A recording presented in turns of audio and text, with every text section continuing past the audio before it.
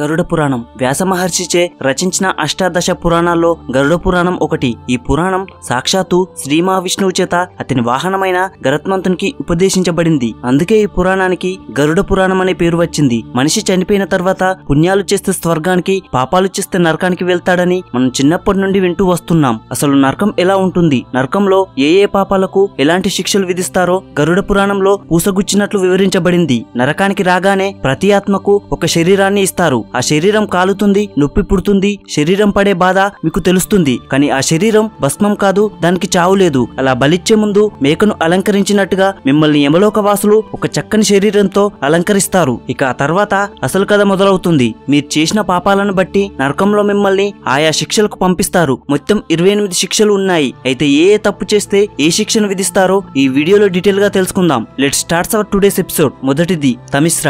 ఎవరైతే ఇతరుల సొమ్ముని దోచుకొని దొంగలించారో వారిని ఈ శిక్షలో కాళ్ళు చేతులు కట్టేసి దారుణంగా కొట్టుకుంటూ శిక్షిస్తారు. రెండవది అంధతంత్రశం. భార్య భర్తను గాని లేక భర్త భార్యను గాని సరిగ్గా చూసుకోకపోవడం, వేరొకరితో అక్రమ సంబంధం పెట్టుకుని మోసం చేసిన వారిని ఈ రకంగా శిక్షిస్తారు. వారిని కట్టేసి వారి కళ్ళను పీకివేస్తారు. మూడవది రౌరవం. ఎవరైతే ఇతరుల భూమిని కబ్జా చేస్తారో, కుంభకర్ణుడిలాగా బలిసి కొట్టుకుంటారో వారిని నరకంలో రూరు అనే ఒక క్రూరమైన విషసర్పంతో కర్పించి హింసిస్తారు. నాలుగవది మహారౌరవం. ఎవరైతే పూర్వీకుల ఆస్తిని వారి వారసులకు చెందకుండా మోసం చేసి ఆస్తిపాస్తులన్నింటినీ తమ పేరు మీద రాయించుకొని ఆ ఆస్తిని అనుభవిస్తారో అలాంటి వారిని దారుణమైన విషసర్పాలతో విరామం లేకుండా కర్పించి ఇక్కడ హింసిస్తారు. ఐదవది కుంభీపాకం. ఎవరైతే మూగజీవాలని తమ సుఖం కోసం హింసిస్తారో అలాగే చంపుతారో వారిని వేడివేడి నూనెలో వేసి వేయించుతారు. దీనినే కుంభీపాకం అంటారు. ఆరవది కాలసూత్రం. ఎవరైతే తమ పెద్దలను గౌరవించరో, వారిని అవమానించి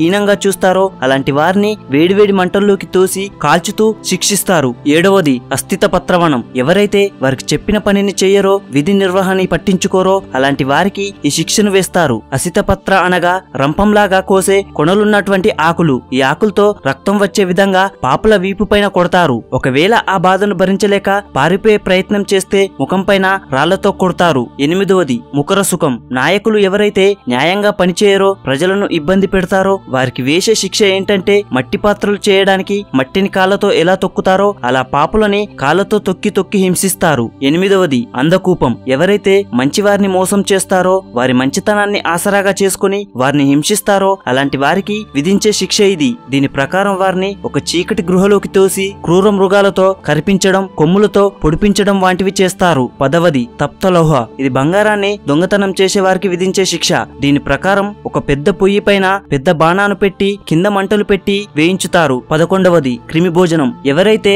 అతిథులను అవమానిస్తారో, భోజనం కూడా సరిగ్గా పెట్టరో వారికి విధించే శిక్ష ఇది. అటువంటి వారిని పాములతో, తేళ్లతో, కీటకాలతో కర్పిస్తారు. వాటిని ఆహారంగా తినిపిస్తారు. 12వది షల్మాలి. ఎవరైతే హత్యలను చేస్తారో, చిన్నపిల్లలపై అఘాయిత్యాలు చేస్తారో అలాంటి వారిని సూదులతో శరీరమంతా గుచ్చి చిత్రహింసలు పెడతారు. 14వది వైతర్ని. ఇది యమలోకంలో ఉండే ఒక భయంకరమైన నది. ఇది మలమూత్రాలతో, శరీర అవయవాలతో, మురికితో నింపి ఉంటుంది. ఎవరైతే తమ అధికారాన్ని దుర్వినియోగం చేస్తారో, తమ అధికారంతో ఇతరులను హింసించి స్వార్థ ప్రయోజనాలను పొందుతారో అటువంటి వారిని ఈ నదిలో పడివేస్తారు. వారితో మలమూత్రాలను, కుళ్ళిన అవయవాలను తినిపిస్తారు. 15వది పుయోదకం. ఎవరైతే ఆడవారిని మోసం చేసి పెళ్లి చేసుకుంటారో, వారిని హింసిస్తారో అటువంటి వారిని మలమూత్రాలతో ఉన్న బావిలో విసిరివేస్తారు. 16వది ప్రాణరోధం. ఎవరైతే జంతువులని వేటాడి చంపుతారో వారికి విధించే శిక్ష ప్రాణరోధం. ఈ పాపులను కట్టేసి వారి చేతులను, కాళ్లను, ఆ తర్వాత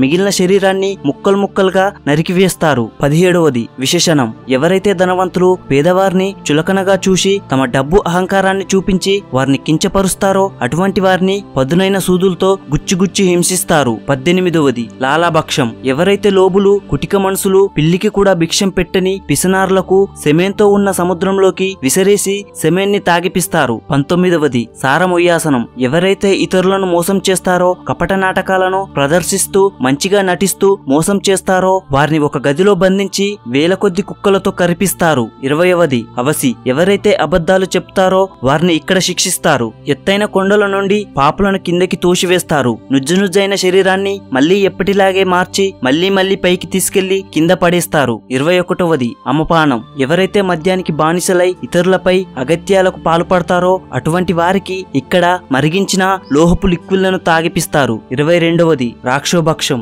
ఎవరైతే జంతువులను మనుషులను బలి ఇస్తారో, బలి ఇచ్చాక ఆ జంతువులను తింటారో వారికి ఈ శిక్షను విధిస్తారు. వీళ్ళు ఏ జంతువులనైతే బలి ఇచ్చారో అవన్నీ అక్కడే గుమ్మిగూడి గుంపుగా వారిపై విరుచుకపడి పొడిచి పొడిచి క్రూరంగా పీక్కు తింటాయి. 23వది శూరప్రోక్తం. అమాయకులను, ఏ తప్పులను చెయ్యని వారిని బాధిస్తూ హింసించే వారిని, చంపిన వారిని ఇక్కడికి పంపిస్తారు. ఇక్కడి పాపులను ఆకలి దప్పులతో హింసించి శూలాలతో గుచ్చుతారు.